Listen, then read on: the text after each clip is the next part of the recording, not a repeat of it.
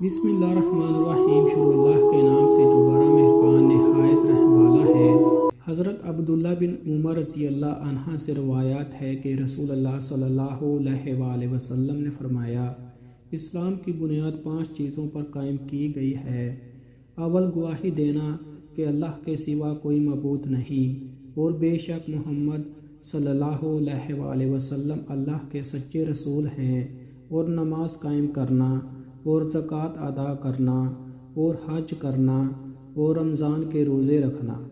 آپ صلی اللہ علیہ وآلہ وسلم نے فرمایا کہ ایمان کی سار سے کچھ اوپر شاخیں ہیں، اور حیا شرم بھی ایمان کی ایک شاخ ہے۔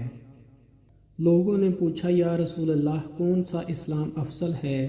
تو نبی کریم صلی اللہ علیہ وآلہ وسلم نے فرمایا، وہ جس کے ماننے والے مسلمانوں کی زبان اور ہاتھ سے سارے مسلمان سلامتی میں رہیں۔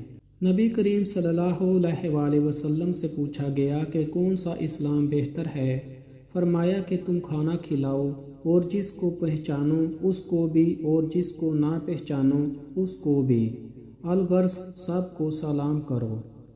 نبی کریم صلی اللہ علیہ وآلہ وسلم نے فرمایا، تم میں سے کوئی شخص ایماندار نہ ہوگا جب تک اپنے بھائی کے لیے وہ نہ چاہے جو اپنے نفس کے لیے چاہتا ہے۔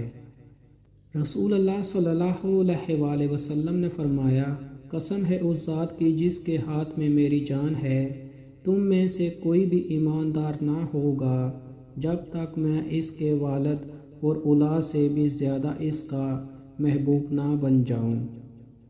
حضرت انس رضی اللہ عنہ سے روایات ہے، نبی کریم صلی اللہ علیہ وآلہ وسلم نے فرمایا، تم میں سے کوئی شخص ایماندار نہ ہوگا جب تک اس کے والد اور اس کی اولاد اور تمام لوگوں سے زیادہ اس کے دل میں میری محبت نہ ہو۔